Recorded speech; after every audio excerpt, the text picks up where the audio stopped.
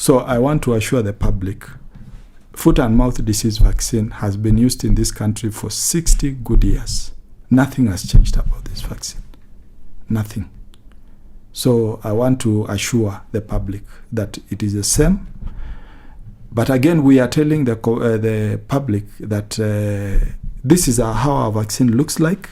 This is where you need to scratch to make sure that you send, so that should any other product get into the market, counterfeit, it can easily be flagged down. So we are also vigilant because we don't want other products from different places to get into the market that have not been cleared by the Veterinary Medicines Directorate.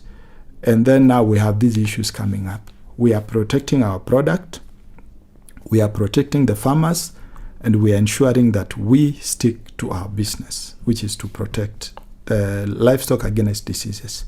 So farmers, I want to confirm to you that as I am there to protect you, and I can give you my guarantee.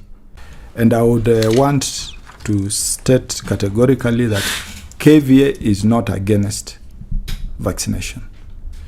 KVA only placed some reservations, but it is not. The bottom line is Kenya Veterinary Association supports vaccination.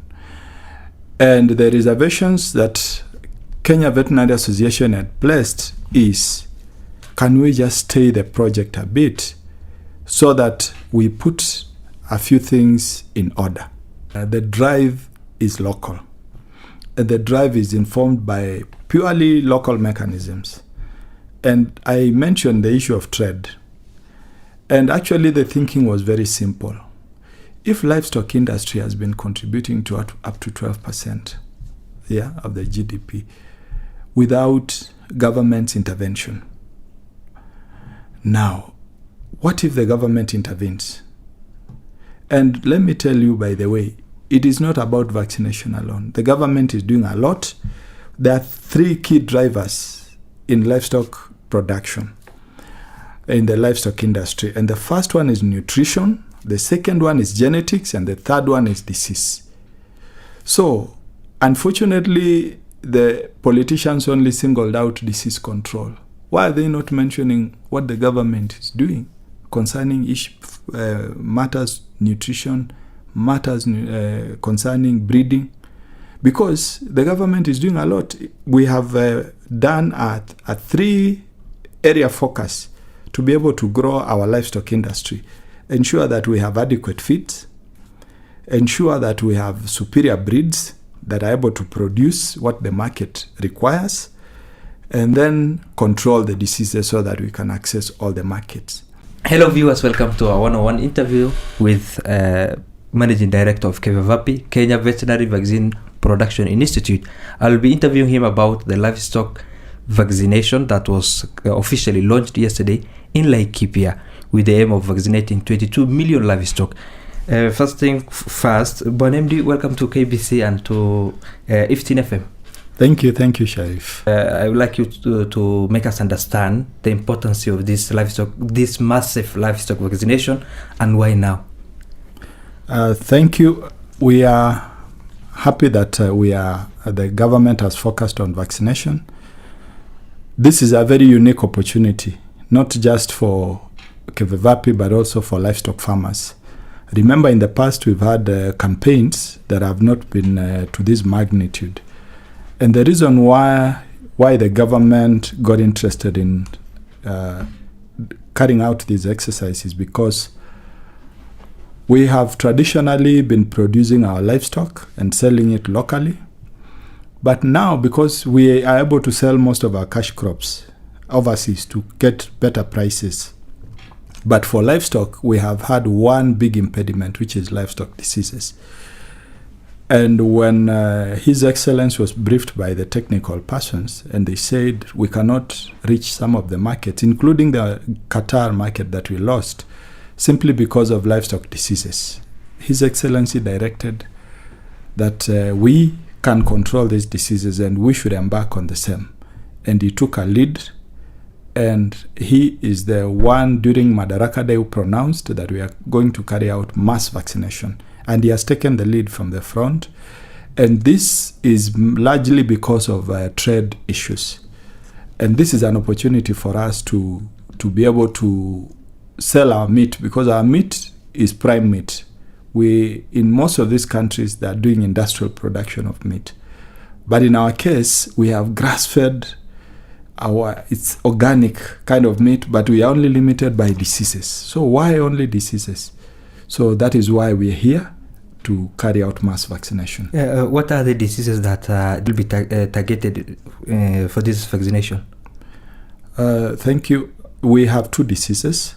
Remember, livestock diseases are many. At national level, we have 2 priority diseases. The first one is foot and mouth disease in cattle. Foot and mouth affects cattle, sheep, and goats, and all the cloven-footed animals. But it is much easier to control the disease if we do an excited vaccination plan on cattle. And that is why we are vaccinating cattle against foot and mouth disease. And this is our most important trade-sensitive disease, and that is why it has been singled out by the government. The other disease is Pestis des Petits Ruminants. In other language, it is called goat plague. Remember, a few years ago, actually more than 13 years ago, in the year 2011, the world pronounced that we had eradicated rinderpest in cattle. So PPR is a form. It's actually called pseudo rinderpest. It's a false rinderpest, but in this case now it affects the sheep and goats. Rinderpest was affecting cattle, and the whole now world is focused on now also eradicating goat plague, which is pseudo rinderpest, which is PPR disease. And that is why also as a country we have also aligned our disease control plans to be able to carry out mass vaccination for PPR. Are these diseases spread in all the country, or it is only in a certain region that this vaccination will be carried out? The mass vaccination will be running in the whole country, but this will be largely be informed by the surveillance data.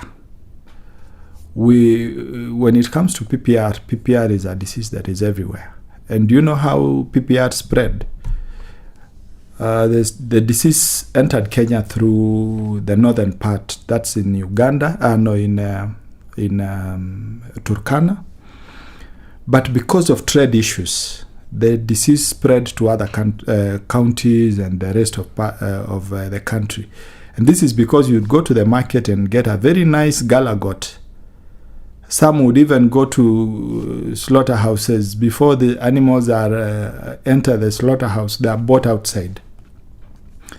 And because of lack of taking measure of biosecurity, one would bring a goat that is already sick to his flock.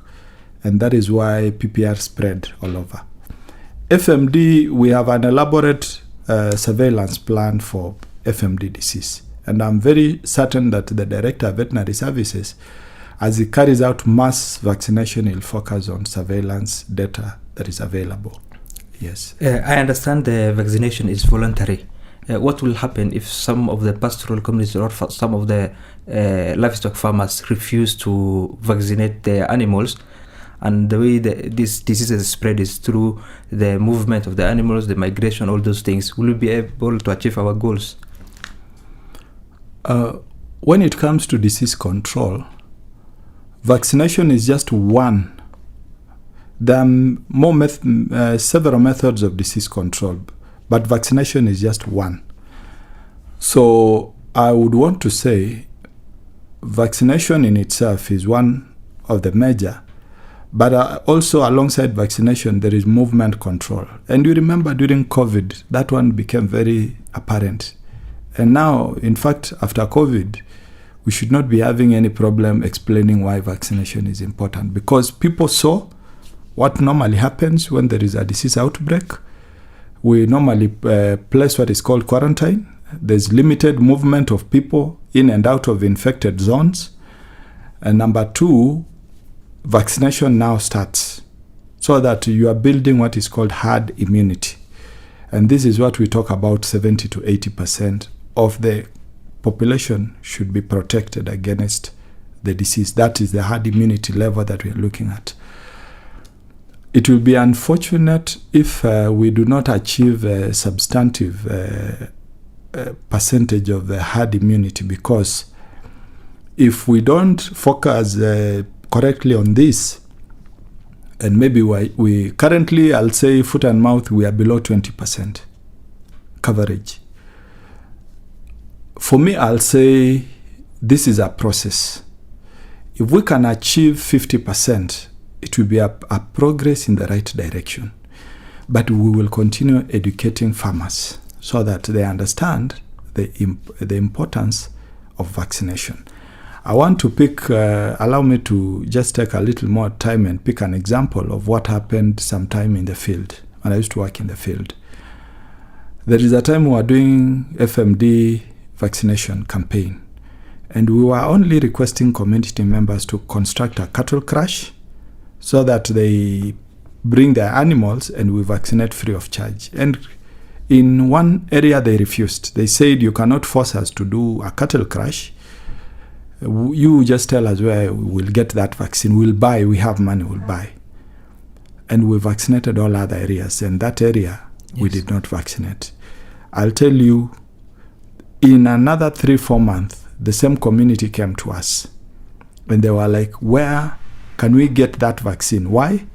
The animals that were vaccinated, even though they are sharing the same boma, the vaccinates were not showing any signs, while the non-vaccinates were showing signs. So they understood the importance of vaccination, and going forward, it was much easier to be able to convince them for subsequent vaccination. So I would say we will start. We will continue educating farmers. That is the most important thing. Education, to me, is the most important. We will start as we are educating them. The first year we may not achieve 70%, but we will be somewhere. I believe as long as we start and we head the right direction, in a record 3 years, we'll have achieved what we are planning to. If the livestock are vaccinated in this drive, how long will they remain vaccinated, or will they remain protected from diseases? Now, these two diseases are very interesting. Foot and mouth has a very short protection period of 4 to 6 months. So between 4 and 6 months, we're supposed to repeat vaccination. But for PPR, one shot is protects the animal for the whole of its lifetime. So that is the interesting part. So it means eradicating PPR is so easy. I only need to vaccinate if I can achieve 50% with a proper identification. Next time I only vaccinate the remaining, and I build on the numbers. Yeah, and in a year or two, you have covered all the population. Now the young ones that will be coming up, and there is no active infection.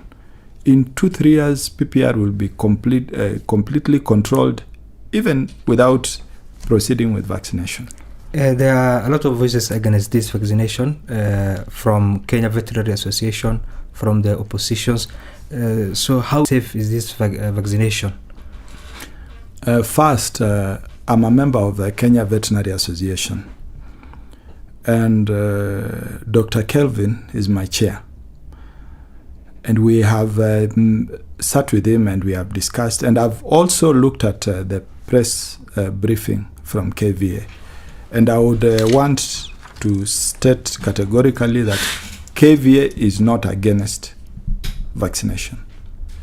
KVA only placed some reservations, but it is not. The bottom line is Kenya Veterinary Association supports vaccination. And the reservations that Kenya Veterinary Association had placed is, can we just stay the project a bit so that we put a few things in order? So I would want to say and be clear that KVA supports vaccination. I'm a member. I was a former chair for KVA Rift Valley branch. The current chair is my very good friend. We consult a lot, and KVA is not against. KVA, they have raised some issues. Among them is the lack of stakeholder participation. and public participation, I think, is a very important element in such important drive. So why is the rush? If they are asking for stakeholder participation, was it not good to hear them out and then call for stakeholder participation and postpone the drive for even 1 month or 2 months? I would want to say, from my point of understanding, is that we are not in a rush. We are not in a rush. You see, the moment you say we are starting, I don't know how people will interpret that, but to me, when you say we are starting stakeholder consultations, we are starting public awareness. So these are the processes that are starting. And actually, I'd want to say people misinterpreted the whole thing of we are starting in January. Because right now, we have met, there have been quite a number of meetings. I've attended some of them. There has been a lot of consultation.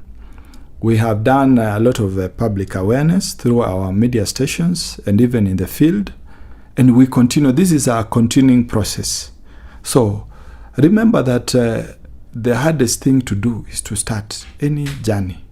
But the moment you do the first step, then now you have all the opportunity to go with everybody. And this one, I'll say, it was not rushed. It was just misunderstood. But in terms of all of us working together, we are working together. We are engaging. KEVEVAPI, since the pronouncement in June, we have had concerted efforts to be able to raise our production numbers. So I know KVA was talking about our capacity. This is work in progress. About consultation, this is work in progress. 2 weeks ago, actually not 2 weeks ago, but last week on Monday and Tuesday, the Director of Veterinary Services brought all the County Director of Veterinary Services in Safari Park, and he explained to them clearly what the process entails. And from there now they are going to the areas. This was a launch we are starting in one county, but as the word is spreading and there's a lot of what is it called? It is stimulating the discussion and the interest, and now everybody wants the vaccinations to be done. We'll be rolling out like that going forward. So this is work in progress. On the capacity, KVA, they question the capacity of KEVEVAPI in producing the large amount of the doses that are required for this vaccination. So I would like you to tell us how many doses KEVEVAPI has produced so far and how many more are remaining, and whether we will achieve, whether KEVEVAPI will produce the amounts or the doses that are required for this vaccination. First, I'll say vaccines are a very interesting product. I can go into mass vaccine production, and once I've filled all my tanks with the antigen, there is a delay in absorbing this vaccine. Foot and mouth vaccine has a shelf life of 1 year. So you just make a slight mistake, you will produce a vaccine, and in no time you'll be remaining with 3 months to expiry. And the customers will be like, no, we want vaccine with long expiry. So vaccine is something that is produced as it is being used to be effective. We don't produce vaccine to store it and wait. We produce vaccine to use. What we have been doing as KEVEVAPI, I mentioned that after the pronouncement and even before the pronouncement, we had already, because we were also receiving orders from other countries, and we embarked on increasing our antigen production. And in December, we installed a vessel. It's called a bioreactor. A bioreactor mimics a body of a human being. And we are able to grow cells. Remember, the body of a human being is made up of cells. So we grow cells in bioreactors. And these cells are the ones which we use to produce the vaccine. So we went into expansion of cell production so that we can produce more antigen. And we have been putting all these measures. Another issue that has led to what KVA was raising is because in the past, especially during COVID time, we had challenges of vaccine flow. And some counties would have to wait for a little bit longer, for 2 to 3 months or so. And this was largely because of what you call supply chain management issue, especially for the chemicals that we source them outside. And you see, without one chemical, you cannot be able to blend. Out of 40 chemicals, you cannot be able to complete the process. So what we have been doing as KEVEVAPI is to put everything in place in good time. I can tell you that now we have our capacity from what we were doing 1 year ago. We are able to produce antigen 3 times what we were producing a year ago. And still, by the time we finish the remaining part, we'll be able to improve our production by, we'll actually estimated that we will be able to produce 4-fold from what we were doing before. So these are the measures we have put in place to ensure that with this vaccination, as it is being rolled out, we are producing vaccine to be able to meet the demand. And we have already supplied the vaccine to the Director of Veterinary Services for the rollout. And now it is up to him now to reorganize the remaining of the process. Among the issues the politicians have raised is that the vaccination drive is from foreign, there are foreign hands in this vaccination drive, and also the component that we'll be using is from foreign, something like that. Is that something, is that true, first of all? That is not true. The drive is local. The drive is informed by purely local mechanisms. And I mentioned the issue of trade. And actually the thinking was very simple. If livestock industry has been contributing to up to 12% of the GDP without government's intervention, now, what if the government intervenes? And let me tell you, by the way, it is not about vaccination alone. The government is doing a lot. There are 3 key drivers in livestock production, in the livestock industry. And the first one is nutrition, the second one is genetics, and the third one is disease. So, unfortunately, the politicians only singled out disease control. Why are they not mentioning what the government is doing concerning matters nutrition, matters concerning breeding? Because the government is doing a lot. We have done a 3-area focus to be able to grow our livestock industry, ensure that we have adequate feeds, ensure that we have superior breeds that are able to produce what the market requires, and then control the diseases so that we can access all the markets. And now, what the government has publicly rolled out, because this one affects all of us, left, right, center, disease control, which we have to work, all of us. And remember, the counties, each county has been doing its own disease control.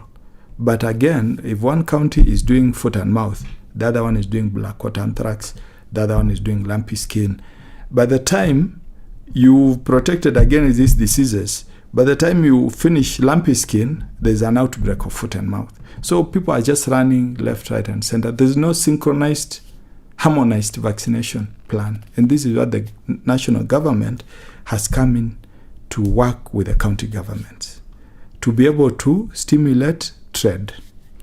Help us understand the component of these vaccines, the component that are locally sourced, those that KEVEVAPI export, and whether some of these components KEVEVAPI is getting for free. Interesting. Now, I'll tell you that there are 2 major components in vaccine production. 2 major components. And the first one is the cell, and the second one is the virus.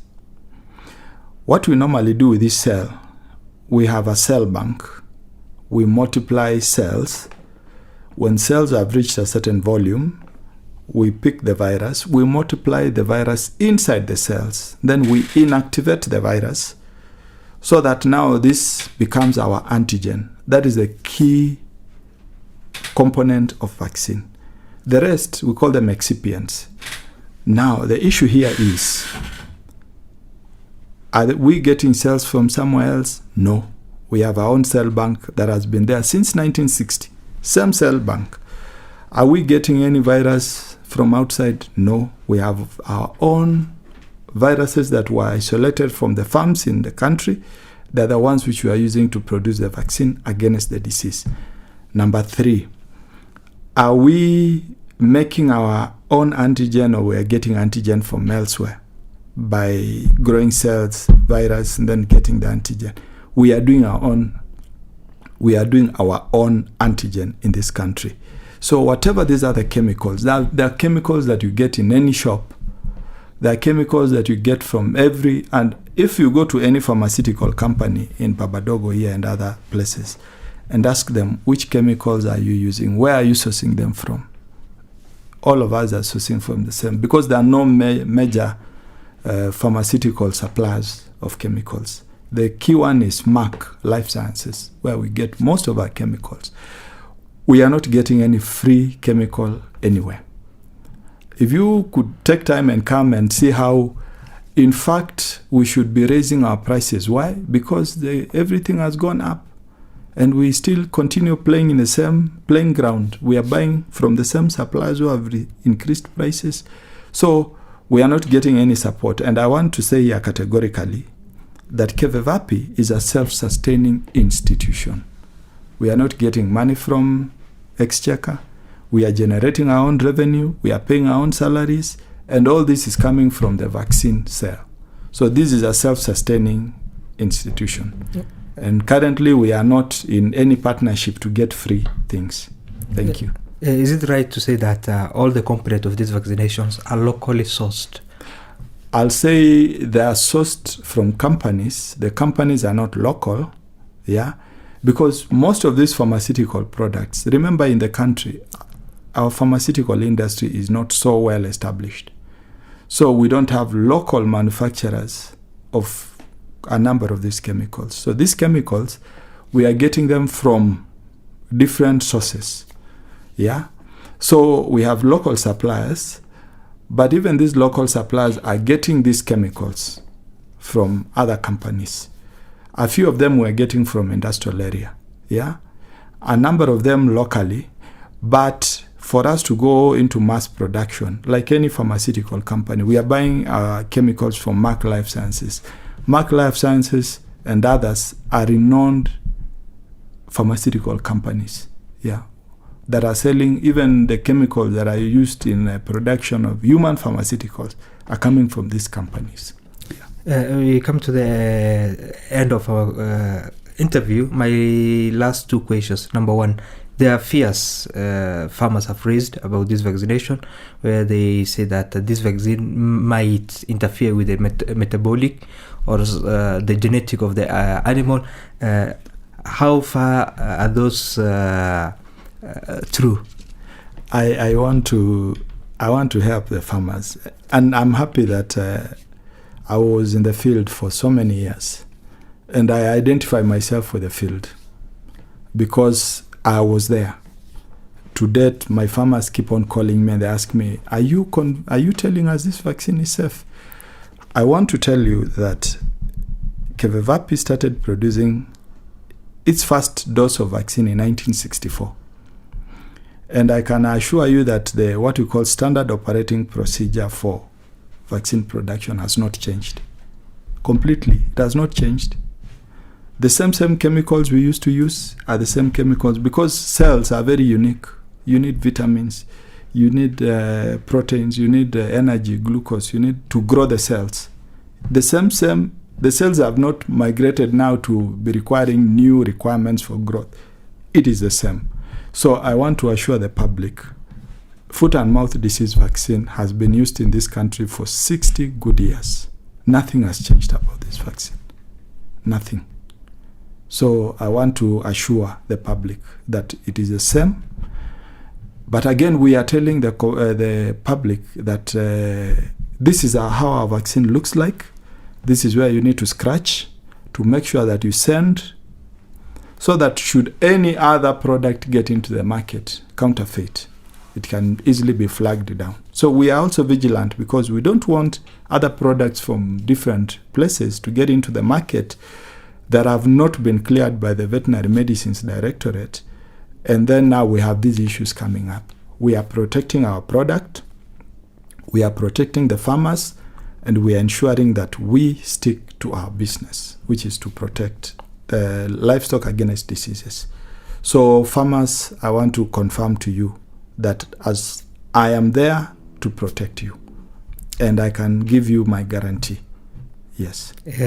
My last question, I wanted to be your parting shot, although you have already said something that's similar to what I was expecting you to say in your last final words. I'll still ask you, what will be your final words? I would want to, first of all, address different groups. And the first of the group is our professional colleagues. I would want to say, in the veterinary industry, this is the best opportunity we have ever gotten close to. I've been in this practice for more than 17 years. And this, where we have the priority and the whole country is talking about the veterinary practice, this is the best opportunity we should not even lose. I agree with my colleagues of the issues they've raised. I wouldn't want to say someone is wrong or someone is right. But I want to say that as the veterinary profession, let us not lose this opportunity. Let us come together. This is the opportunity we have. We have been given a space in the highest of the table to discuss our issues, to talk about the capacities of our manufacturing facilities, to talk about the human resource capacities, to talk about even the training, our training facilities, and to see how we can better the industry and support the farmers and also support the industry to be able to achieve its best. I want to request all of us that let us focus on the bigger picture. Let us focus on how we can guarantee the farmers that the exercise, we are the professionals who understand how a good vaccine, how a bad vaccine looks like. Let's give surety to our clients, yeah, because it will start with this exercise and it will spread, and the farmers will say, even the vets themselves don't trust what they are doing to our animals. It will be the worst thing. But if we give them assurance that we are on top of things, then we are likely to benefit a lot from this exercise. And number two, I want to tell politicians that we have interacted with most of you in Parliament and in other forums. We welcome you to KEVEVAPI. Please, just take your time, come, look at what we are doing in KEVEVAPI. If there are questions to be asked, we are ready to answer. If you want us to take you around, we have our production facility, we have our biosafety level 3 lab. We are ready to facilitate you to go walk in through the normal disease clearance process, so that we can allay all the fears that you have, so that when you go back to the public, you will become our first ambassadors. We have opened our doors to the media. We have opened our doors to everybody who is seeking information. We are not hiding anything. We are not holding back anything. We are ready to share all the information. And KEVEVAPI is an open door. It's our institution. We have been producing this vaccine. We have nothing to hide. And we are ready to go to the field and demonstrate to the farmers. And we are ready to work with the counties. We have been working with them, and we still give them a guarantee. And lastly, I want to tell our farmers that please, as KEVEVAPI, as I said earlier, we are even ready to host you. Come to KEVEVAPI. We have 2 locations. We have one location in Kabete, where we are doing 12 vaccines, including PPR. And we have a location in Embakasi, where we are doing purely foot and mouth disease vaccine. And we are ready to host you and take you through. This is a very good opportunity for KEVEVAPI because now people know us. And we are ready to spread the information. We are not holding back anything. I'm your ambassador. I'm in vaccine manufacturing, but I regard myself as a field veterinarian. I'm here to take care of your interest. I'm here to grant you assurance. I'm here to give you the best product so that we can walk this journey of disease control together. So we are here to serve you. Asante sana. Thank you, Puan MD, for making time for this interview. Asante. It was a pleasure speaking to you. Viewers, that's the end of our short interview, our one-on-one interview with the Managing Director of the Kenya Veterinary Vaccine Production Institute, KEVEVAPI. I was your host, Suleiman Bukhari. Till we meet again. Bye-bye.